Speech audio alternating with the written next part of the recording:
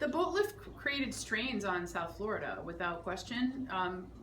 Competition for low-income jobs became very strained. Relations between poor whites, African Americans, and this large influx of Cuban immigrants were very strained. When I moved to South Florida in 1984, there were already a series of riots that had erupted between the African American community and the Arthur McDuffie and all yes, those. yeah. So there were already like simmering tensions that were actually exacerbated or made worse essentially by this large influx. So there's this strain initially on that.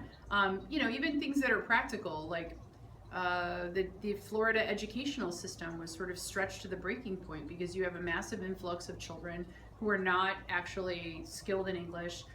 There needed to be a massive beefing up, obviously, of bilingual education programs in order to help assimilate children into the regular educational system. Housing was an issue because South Florida hasn't typically had robust housing up until the big waves that have actually hit afterwards. So you had people living in very crowded and cramped circumstances. When the Cubans first arrived, they put them all in the Orange Bowl.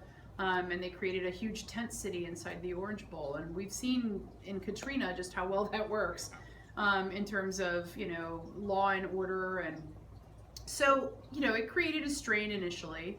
I think it also created a lot of opportunities for South Florida. We really have the closest ties to Latin America. We are the gateway to trade with the region. Without a doubt, I think Cuban Americans have immersed themselves in the economy and in commerce. They've been largely successful at doing so. They have the highest percentage rates of people who eventually become U.S. citizens. So they're vested in what actually happens to the United States, as opposed to more transient people who come in. So I think that that's actually led to, I hate saying it because it just sounds like a stereotype, but sort of the Latin American,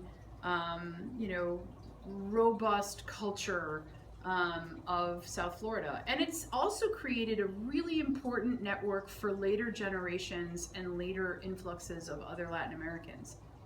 There's no doubt that the fact that many people in South Florida speak Spanish, that similar foods and ideals and cultural components make it an appealing place for people from Colombia or Venezuela or by extension other countries in South and Central America find it an appealing place to migrate to.